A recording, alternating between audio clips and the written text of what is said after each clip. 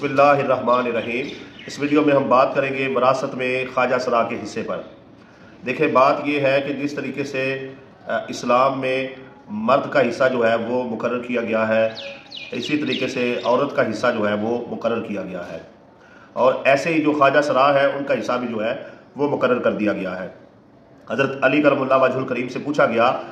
کہ جو خواجہ سرا ہے اس کو جائیداد میں سے کیسے حصہ ملے گا، تو آپ نے فرمایا کہ اگر اس میں مردوں کی خصوصیات زیادہ ہوں گی تو اس کو مردوں والا حصہ ملے گا،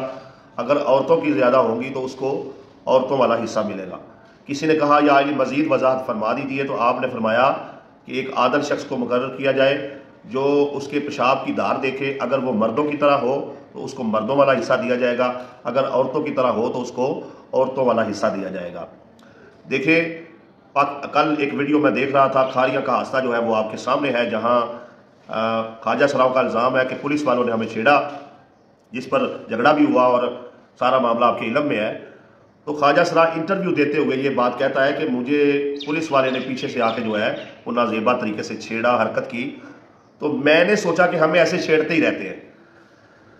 دیکھیں یہ کتنے درد والی، کتنی دکھ والی، کتنی تکلیف والی بات ہے کہ وہ انسان نہیں ہے، اور اس سے بڑھ کر ان کے والدین پر افسوس ہے جو انہیں جب وہ بڑے ہوتے ہیں دیکھتے ہیں یہ خواجہ سرا انہیں چھوڑ دیتے ہیں معاشرے میں ذلیل ہونے کے لیے، نہ انہیں قرآن کی تعلیم دیتے ہیں، نہ انہیں دنیاوی تعلیم دیتے ہیں، نہ انہیں کوئی فن سکھاتے ہیں، نہ ان کی ذمہ داریاں اٹھاتے ہیں۔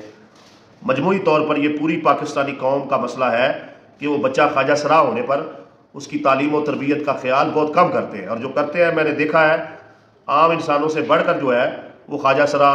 محنت بھی کر رہے ہوتے ہیں، رزق حلال بھی کما رہے ہوتے ہیں، اور اپنے والدین کی خدمت بھی کر رہے ہوتے ہیں۔ ابھی توسا شریف میں جب سیلاب آیا تھا تو میں ادھر سے جا رہا تھا، تو پہلی پوسٹ جب میں نے لگائی تو